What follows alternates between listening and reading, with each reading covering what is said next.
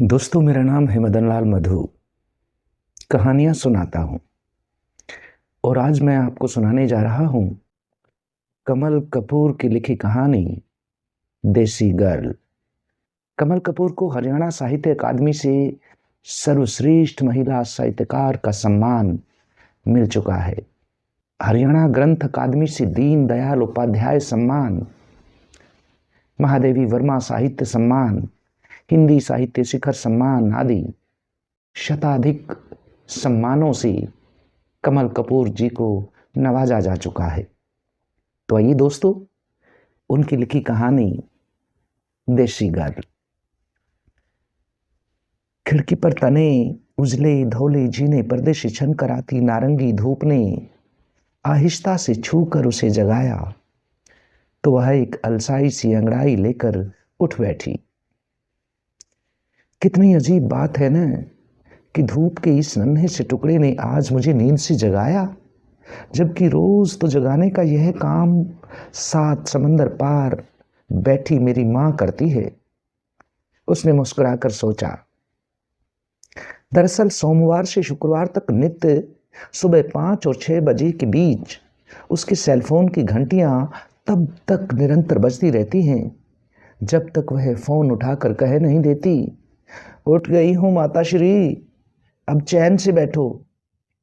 फिर शुक्रवार और शनिवार की रात वह देर तक जागकर या तो कोई अच्छी सी हिंदी मूवी देखती है, या कोई मनचाही किताब पढ़ती है, या फिर मम्मा से बतियाती है और सोने से ठीक पहले सेलफोन ऑफ कर देती है ताकि अगली सुबह कोई घंटी उसकी नींद में खलल न डाल सके। यूं भी इन कमबख्त घंटियों के अलावा है कौन यहाँ डिस्टर्ब करने वाला।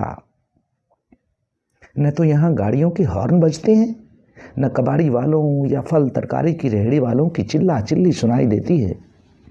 हाँ, कभी खिड़की दरवाजों के शीशों पर जल तरंग बजाती बारिश की बूंदों के स्वर, कभी आसपास के पेड़ों पर बैठे सुरीले पाखियों के गीत, कभी सेंटा एना हवाओं की कर्कश साएं साएं, तो कभी मौसम अनुकूल धूप की मीठी या तीखी छुअन उसे वक्त बेवक्त जरूर वक्त अभी वक्त हुआ क्या है।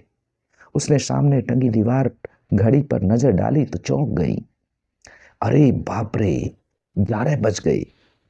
इतनी देर तक तो मैं पहले कभी नहीं सोई।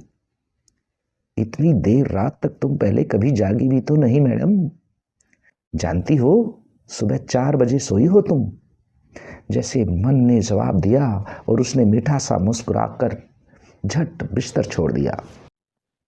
ग्रीन टी से लबालब भरा बड़ा सा मग लेकर वह अपनी 50 रंगारंग फूलों वाले खूबसूरत गमलों से सजी बालकनी में आ गई। वाह, मन खिल उठा देखकर कि चहुं ओर धूप का सोना बिखरा हुआ था। यूं लग रहा था जैसे सूर्य देव ने पूरे शहर पर एक सुनहरा शामियाना तान दिया था। बस एक यह बालकनी ही अछूती रह गई थी। दरअसल नीचे यार्ड में खड़े पेड़ों की हरी घनी पत्तेदार शाखाओं ने यहां तक पहुंचकर समूची बालकनी को अपनी छाया से ढक दिया था। बस इसी छायावृत में वह कुर्सी खींचकर बैठ गई और चाय के साथ साथ ढलती सुबह के सौंदर्य को घूंट घूंट पीने लगी। चाय खत्म करके वह भीतर आ गई और बिस्तर पर पांव पसार कर बैठ गई। अब उसने मोबाइल उठाकर व्हाट्सएप खोला तो हैरान रह गई। उस स्थानीय नंबर से 30 मैसेज थे, सुबह 7 बजे से लेकर अब तक। ओ गॉड, कितना फुर्सती बंदा है ये। और कोई काम नहीं है क्या इन महाशय को। बड़बड़ाते हुए वह मैसेज देखने लगी जो गुड मॉर्निंग से शुरू होकर गुड डे पर खत्म हो गए थे। जागते ही फोन करना लगभग हर मैसेज के साथ ही लिखा था और अंतिम मैसेज था, तो तय रहा, आज क्रिस्टल कोव में मिलते हैं। टाइम? क्रिस्टल कोव पढ़ते ही मन अद्भुत मिठास से भर गया और नैनों के सामने 11 महीने 10 दिन पहले की वह दोपहरी आकर खड़ी हो गई। जब वह प्रशांत महासागर के किनारे ठंडी भुरभुरी रेत पर बैठी चंचल लहरों का उतार चढ़ाव देख रही थी, एक बड़ी सी शोक लहर आती और उसके आसपास ढेर सारे सीप शंख बिखेर कर बदले में जमीन का एक टुकड़ा काटकर साथ बहा कर ले जाती। यही क्रिस्टल कोव बीच था, जहां जिंदगी मुस्कुरा रही थी। बहुरंगी छतरियों के तले अमेरिकन परिवार बैठे हंस खेल रहे थे। सागर के पानी से किलोल करते बिकनी नुमा आधे अधूरे रंग बिरंगे कपड़े पहने बड़े बूढ़े जुआ और बच्चे। वाह, सही मायने में जिंदगी जीना तो यह लोग जानते हैं। सोचते हुए सहसा मन में एक ललक ने अंगड़ाई ली और वह उठकर सागर की ओर चल दी। किनारे किनारे चलते हुए वह सागर में उतर गई और नमकीन हवाओं का स्वाद चखते हुए वह काफी आगे जाकर एक बड़ी सी सिंहासन नुमा शिला पर बैठ गई। फैनिल लहरें आती और उसके नर्म पैरों को भिगोते हुए तेजी से पीछे लौट जाती। लाल, तांबाई, सलेटी, नारंगी, कितने ही रंग गगन पर छिटके हुए थे, जिनके प्रतिबिंब सागर के पानी को बेहद मोहक बना रहे थे। कुछ ही दूरी पर बड़े बड़े जल पक्षी अपने छोटे छोटे बच्चों के साथ जल क्रीड़ा का आनंद ले रहे थे। इतने बड़े महासागर में इतने आत्मविश्वास के साथ तैरना इन्हें किसने सिखाया होगा? यह प्रश्न बार बार उसके मन मंच पर उठता है और हर बार अनुत्तरित ही रहता है। मंद मंद बहती हवाओं में सहसा तेजी आ गई और बारिश के से आसार नजर आने लगे तो मौसम का मिजाज पहचान कर उसने वापसी की राह ली। हाथ में अपनी वी शेप की चप्पलें थामे वह संभल संभल कर पग धरते हुए लौट रही थी, लेकिन किनारे पर पहुंचकर एक पत्थर से टकराकर लड़खड़ाकर औंधे मुंह गिर ही पड़ती यदि पीछे से दो मजबूत बाहें उसे अपनी गिरफ्त में न ले लेती। संभल कर जी, कभी कभी कश्तियां साहिल पर भी डूब जाती हैं। उसने मुड़कर देखा तो जी धक से रह गया। वह एक सुदर्शन युवक की बाहों के घेरे में थी। उस घेरे से निकलकर और एक शालीन सा थैंक्स उसे थमाकर वह आगे बढ़ी तो वह भी पीछे हो लिया और उसके साथ कदम ताल करता हुआ बोला, जी मुझे समीर कहते हैं, और आप? वह हंस पड़ी और कुछ देर हंसती ही रही तो उसने खिसिया कर टोका, आप हंस क्यों रही हैं? क्या मेरा नाम इतना फनी है? जी नहीं, बहुत सुंदर नाम है आपका। वह तो अपनी हंसी को नियंत्रित करते हुए वह बोली, दरअसल मुझे हम दिल दे चुके सनम का सलमान याद आ गया था। समीर यानी हवा का झोंका, कहकर वह फिर हंस पड़ी और इस बार साथ में वह भी हंस दिया। अब वह उसके सामने आकर खड़ा हो गया और शिष्टता से बोला, अपना नाम बताइए ना प्लीज। मीरा। वह मुस्कुराई। आहा, मीरा? कृष्ण की मीरा? जी नहीं, अपने मम्मी पापा की मीरा, मीरा आनंद। वह फिर मुस्कुराई। मीरा आनंद? अरे वाह, आप तो अपनी ही बिरादरी के निकले जी। मैं समीर साहनी हूं, हम दोनों तो एक ही बिरादरी के हैं जी। वह खुखरान बिरादरी, आप जानते हो ना? जी जानती हूं, लेकिन इंसानियत के अलावा मैं मानती ही नहीं किसी भी जात बिरादरी को समीर साहब। Anyway, thanks for everything. अब मुझे इजाज़त दें, किसी भी क्षण बारिश हो सकती है। मैं आपको पार्किंग लॉट तक छोड़ाऊं? क्यों? वह 1.5 अक्षरीय प्रश्न इतने तल्ख अंदाज में पूछा था मीरा ने कि समीर को कोई वाजिब जवाब नहीं सूझा। पंजाबी के लठ मार एवें ही जी के अलावा। गाड़ी तक पहुंचते पहुंचते आसमान के काले बादलों के गुच्छे गायब हो चुके थे और शाम फिर सुनहरी हो गई थी। चेप कहीं का। गाड़ी स्टार्ट करते हुए कहकर वह मुस्कुराई तो मन ने जवाब दिया, अरे उसने तुम्हें गिरने से बचाया और तुम चेप कह रही हो उसे? कितनी नाशुक्री हो तुम मीरा। कौन सा आंधी तूफान से बचाया है? किनारे पर ही तो थी मैं।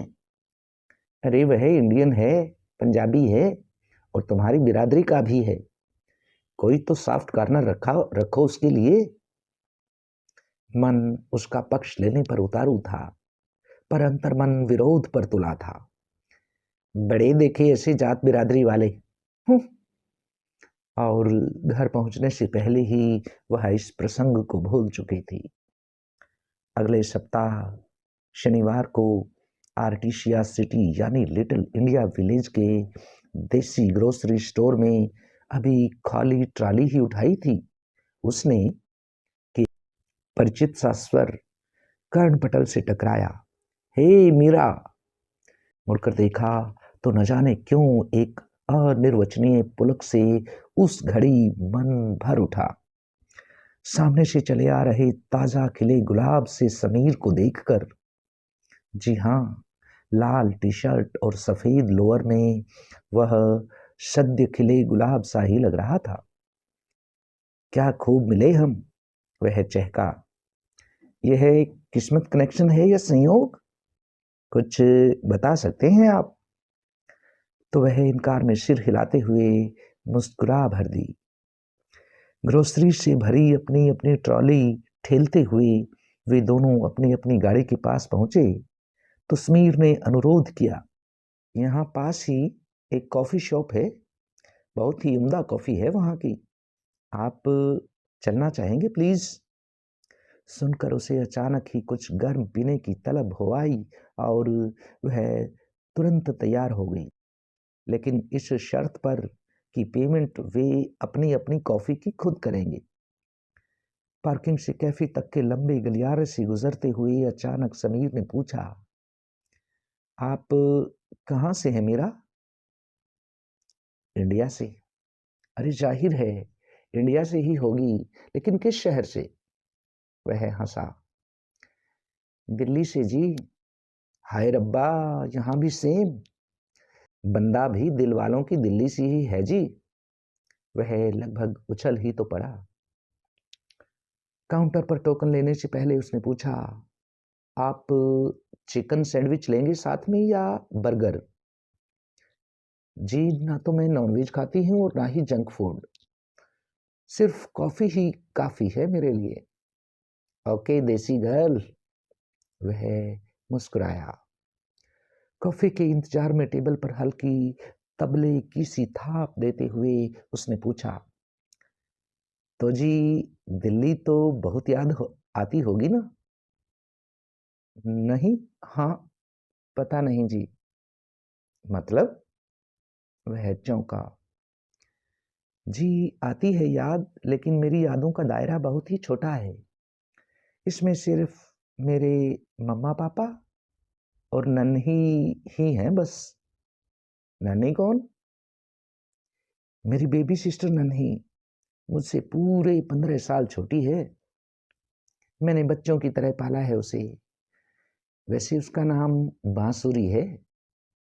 आहा, यह भी कृष्णा की बांसुरी है या अपने मम्मा पापा की? नहीं, सिर्फ मीरा की बांसुरी। यह नाम मैंने दिया है उसे। कहते हुए उसके नैनों में एक अद्भुत चमक घुल आई थी। उस दिन की उस मुलाकात में मीरा ने जाना कि समीर डॉक्टर समीर साहनी है, कि उसने पत्रकारिता में डॉक्टरेट की डिग्री हासिल की है और वह यहाँ द इंडियन ब्रिज पेपर में एडिटर की पोस्ट पर है, कि दिल्ली की धरती उसके सपनों के लिए बहुत तंग थी इसलिए वह यहाँ चला आया। पर शादी तो वह दिल्ली की ही किसी पंजाबी लड़की से करेगा। यह बात उसने मीरा की आंखों में झांकते हुए कही थी। मीरा ने भी उसे अपने बारे में ज्यादा तो नहीं, सिर्फ इतना ही बताया कि वह सेंट पीटर स्कूल में हायर क्लासेस को मैथ्स पढ़ाती हैं और शाम को एक सरकारी कॉलेज में प्रोफेसर भी हैं। कॉफी खत्म करके मीरा उठने को हुई तो समीर ने बड़े मनुहार से कहा, कुछ देर और बैठो ना प्लीज, कल भी तो छुट्टी है ना। तो वह बोली, मुझे आज हर हाल में धोबी घाट लगाना है। धोबी घाट मतलब कपड़े धोने हैं, लॉन्ड्री। ओके, अच्छा सिर्फ 5 मिनट और, कुछ दिखाना है आपको। कहते हुए वह सेलफोन में कुछ तलाशने लगा, फिर मुस्कुराकर फोन उसके हाथ में थमाते हुए बोला, देखो तो जरा, दिल खुश हो जाएगा आपका। और मीरा ने देखी प्रशांत सागर के किनारे बैठी खड़ी अपनी ढेर सारी तस्वीरें, पर वह खुश नहीं हुई बल्कि खफा हो गई। आपको मुझसे पूछे बिना मेरी पिक्स नहीं लेनी चाहिए थी समीर साहब। पर फिर मनाने पर मान भी गई और अनजाने में अपना फोन नंबर भी उसे दे आई। और गलती का एहसास तब हुआ जब उसी शाम उन तस्वीरों का एक रेला उसके फोन पर उमड़ आया था, थैंक्स और एक स्माइली के साथ। और ना चाहते हुए भी उसकी जिंदगी में एक नया अध्याय शुरू हो गया। सिलसिला चल निकला संदेशों के आने का और कभी कभी मिलने मिलाने का, किंतु किसी बीच या कॉफी कैफे तक ही सीमित रही ये मुलाकातें। मीरा ने समीर के लाख चाहने पर भी कभी उसे अपने घर आने की इजाजत नहीं दी और न ही कभी उसके घर गई। दरअसल जब उसने रंग और रोशनियों के इस खूबसूरत कलापूर्ण शहर लॉस एंजल्स में कदम धरे थे तो कंधे पर पापा द्वारा दी गई हिदायतों की एक अदृश्य पोटली भी लदी थी, जिसमें मुख्य हिदायतें थी, इस अजनबी देश में किसी पर भी सहज विश्वास न करना, संबंधों के बीच में अच्छी खासी सीमा रेखा खींचकर चलना, और जिससे मिलना पब्लिक प्लेस पर मिलना, अपने उसके घर या किसी बंद कमरे कैबिन में नहीं। और उसने एक आज्ञाकारी बेटी की तरह सदा ही पापा जी की हिदायतों का मान रखा था। उसने कभी पापा या मम्मा से समीर को लेकर कोई बात नहीं की, क्योंकि उसकी नजरों में समीर महज एक औपचारिक सा दोस्त ही था, उससे ज्यादा कुछ भी तो नहीं। उसमें पंजाबियत और बिरादरियत कूट कूट कर भरी थी, जो कभी कभी मीरा के भीतर कोफ्त भी भर देती। लेकिन बावजूद कुछ कमजोरियों की वह एक नेक दिल हम वतन इंसान था।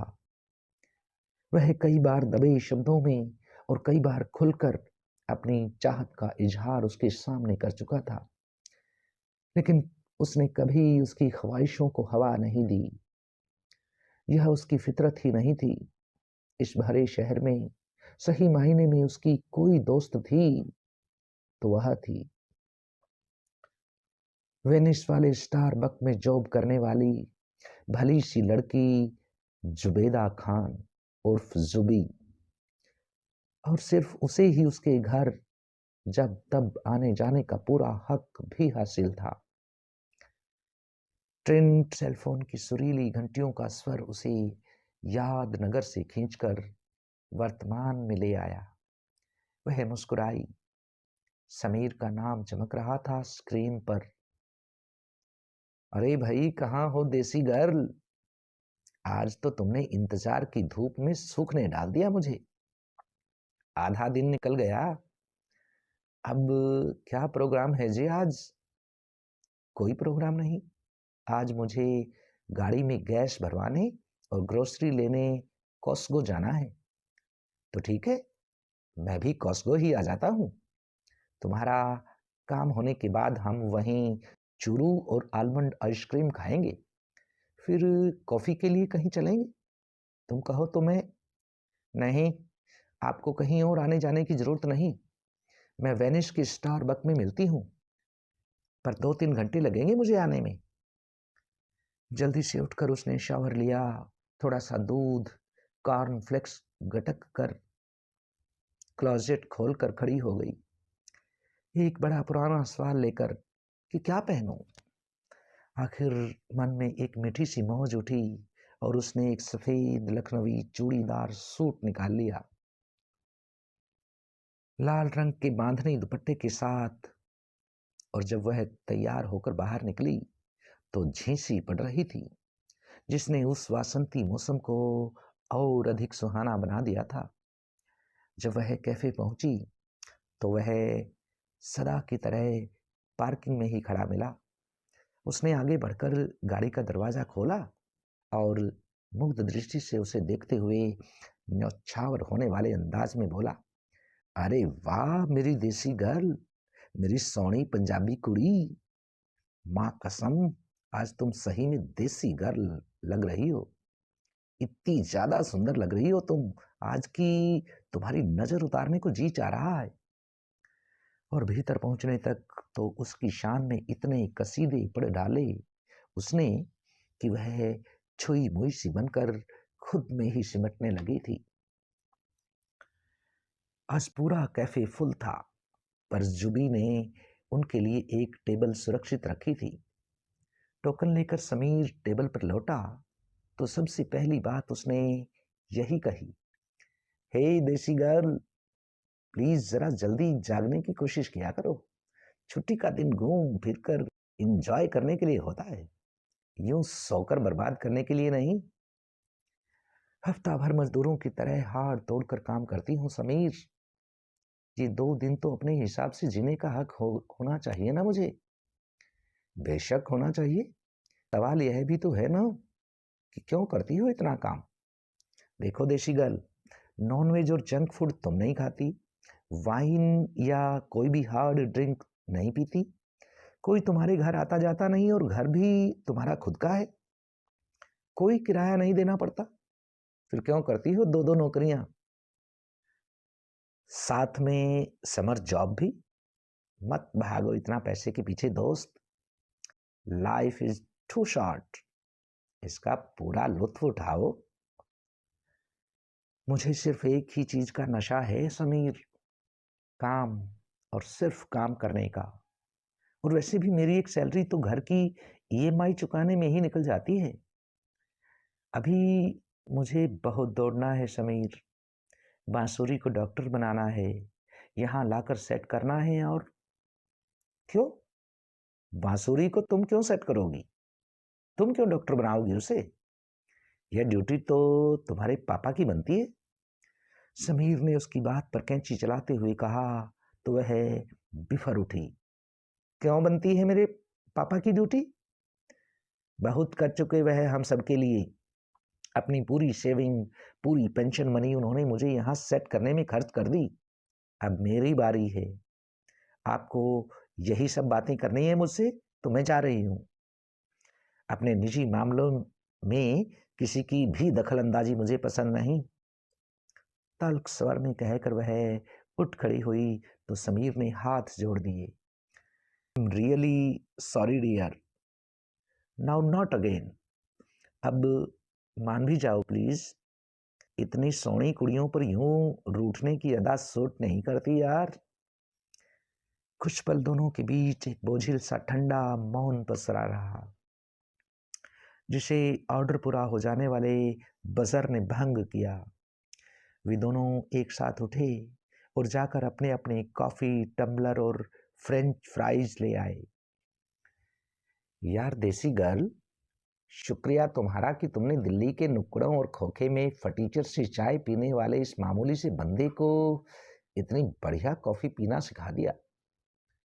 सच, अब तो लत लग चुकी है इस कमबख्त कॉफी की मुझे।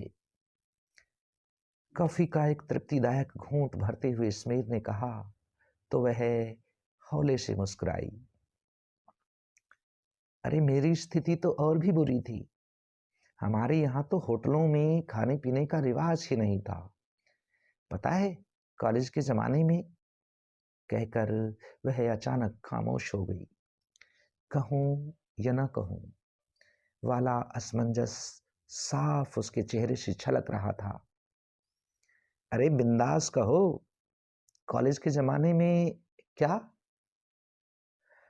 दिल्ली में मेरे लेडी यू स्पेशल के स्टॉप के सामने ही रिश्ता कॉफ़ी हाउस था, जहाँ कॉफ़ी के एक प्याले की कीमत 100 रुपये हुआ करती थी। और उस ज़माने में 100 रुपये कितनी बड़ी रकम होती थी, यह तो आप जानते ही हैं ना। और मान लो मैं कहीं से 100 रुपये जुटा भी लेती, तो क्या हो जाता? अकेले बरिश्ता में जाने की हिम्मत कहाँ से जुटाती? फिर एक दिन मैंने बड़ी कमीनी हरकत कर डाली जी। अरे कह डालो बिंदास देसी गर्ल, झिझक किस बात की? समीर ने उकसाया तो वह झिझकते हुए बोली, बरिश्ता की गॉर्बेज गाड़ी से एक दिन मैंने 2 खाली टम्बलर उठा लिए और घर जाकर उन्हें धोकर रख लिया और रोज उनमें सिंपल कॉफ़ी पीने लगी। मैंने जब यह बात सागर को बताई तो उसने झट मुझे अपनी गाड़ी में लादा और बरिश्ता के सामने ले जाकर खड़ा कर दिया और कहा, इसी दिल्ली में मेरे रहते हुए तुम एक प्याला कॉफ़ी के लिए तरसी? लानत है मुझ पर। फिर उन्होंने दिल्ली के हर बढ़िया कॉफ़ी शॉप की कॉफ़ी पिला पिलाकर मुझे तृप्त कर दिया। सच, वह सागर नहीं, महासागर थे। महासागर ही तो बुलाती थी मैं उनको। वह थे तो जिंदगी। एक मिनट, एक मिनट, एक मिनट। ये सागर या महासागर कौन? तुम्हारा बॉयफ्रेंड? नहीं, मेरे पति थे वे। पति? उसके हाथ से टम्बलर छूटकर गिर गया। तो तुम तुम शादीशुदा हो? हाँ, नहीं, पता नहीं। हाँ या नहीं, एक जवाब दो। यह पता नहीं तो कोई जवाब ना हुआ। उसका स्वर बेहद कसैला हो उठा था। शादी हुई थी, लेकिन अब वह नहीं है। अब नहीं है मतलब तलाक हो गया क्या? पत्थर मारता सा रूखा स्वर हवा में तैरा। जी नहीं, वह वो ही इज नो मोर। उफ मीरा, कितनी घुन्नी हो तुम। कितनी बड़ी बात छुपा गई तुम मुझसे। क्या चल रहा था आखिर तुम्हारे मन में? उस एक पल में ही वह देसी गर्ल से मीरा हो उठी थी जैसे। छुपाने और ना बताने में बहुत अंतर होता है समीर साहब। और मैं क्यों बताती? मुझे नहीं रखनी कभी भी अपने दुखों की सलीब दूसरों के कंधों पर। तो अब क्यों बताया? इस झूठ कपट की को जारी रखती ना तब तक, जब तक कि बातों बातों में अचानक ही ये बात निकल आई। अब मैं क्या कहूं आपसे और क्यों कहूं? कब हुई थी तुम्हारी शादी? यहाँ या इंडिया में? और कितनों दिनों बाद मरा वह यानी तुम्हारा पति सागर? जवाब नहीं दिया मीरा ने तो वह भड़क उठा। अरे कितने ख्वाब बुन लिए थे मैंने तुम्हें लेकर। ब्याह करना चाहता था मैं तुमसे, अपने घर वालों को मना भी लिया था मैंने। और मैं तो देवी समझता रहा तुम्हें। और तुमने कभी हाथ नहीं धरने दिया, कभी अपने घर नहीं आने दिया। तो मैं समझता रहा तुम कुंवारी हो। तुम्हें कभी किसी ने मैली नजर तक से नहीं छुआ, पर तुम तो खेली खाई निकली। बस समीर, अब चुप करो। नहीं सुननी मुझे तुम्हारी बकवास। किसने कहा था आपसे कि मुझे लेकर ख्वाब सजाएं? मैं यहाँ ब्याह रचाने या घर बसाने नहीं आई थी। अपनों की संग दिली से तंग आकर मैंने दिल्ली छोड़ी थी। मेरी जिंदगी मेरे घर वालों की अमानत थी, इसलिए मैं इसे बचाने के लिए यहाँ चली आई थी। अन्यथा समीर साहब, मैं मर तो उसी दिन गई थी जिस दिन 2 मौतें और भी हुई थी। 2 मौतें? कौन कौन मरा था और कब? जब मेरा और सागर का एक्सीडेंट हुआ था, तब मैं उसके बच्चे की मां बनने वाली थी। सागर के साथ मेरा वह अजन्मा बच्चा भी चला गया और मैं अभागी बच गई। सागर के घर वालों ने मुझे घर से निकाल दिया। उनकी नजरों में उसकी मौत की जिम्मेदार मैं थी। पति के अंतिम दर्शन भी नसीब नहीं हुए थे मुझे। कोई तो मुझे बताता कि कैसे थी मैं अपने पति और पुत्र की मौत के लिए जिम्मेदार। पापा नहीं चाहते थे कि उनकी लाडली उस माहौल में रहे जहां आज भी विधवा को इज्जत से जीने का हक नहीं। इसीलिए इसीलिए उन्होंने अपना सब कुछ दांव पर लगाकर मुझे यहाँ भेज दिया। पर हाय, यहाँ भी वह अपनी दोनों हथेलियों पर चेहरा टिकाए पलकें मूंद कर मेरा का दर्द सुन रहा था, पी रहा था या गटक रहा था, वह जान न सकी। बस हो गया या कुछ और कहना बताना बाकी है? अभी सो कॉल्ड देसी गर्ल, समीर ने व्यंग्य घुले स्वर में पूछा तो वह अपमान बोध से तिलमिला उठी। सो कॉल्ड नहीं, सचमुच देसी गर्ल ही हूं मैं। तभी तो सागर के बाद भी आज तक मैं सागर के नाम के साथ ही जी रही हूं। सागर तटों पर मैं उसे ही तो तलाशती फिरती हूं। मुझे आप जैसे लोगों की कोई जरूरत नहीं।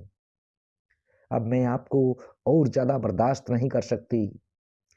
निर्लिप्त स्वर में कहा उसने तो वह उठ खड़ा हुआ और सपाट स्वर में बोला, अभी मैं तुमसे बात करने की मानसिक स्थिति में नहीं हूं।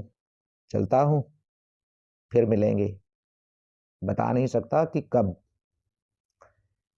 मीरा ने निचाट मन से उसे तेज तेज कदम रख कर बाहर की ओर बढ़ते देखा और नजरों से उसकी पीठ पर कायर लिख दिया। वह कांच का बड़ा सा डोर खोलकर बाहर निकल गया तो पीछे से उसके कंधों पर हाथ धरते हुए धीरे से कहा उसने, वह फिर आएगा। मर्दों की फितरत को खूब पहचानती हूं मैं। ताने देगा, नश्तर चलाएगा, कोंचेगा, पर जाएगा नहीं आसानी से तुम्हारी जिंदगी से। वह चौंकी, मुड़कर देखा। जूबी खड़ी मुस्कुरा रही थी, हाथ में ताजा कॉफी का टम्बलर थामे।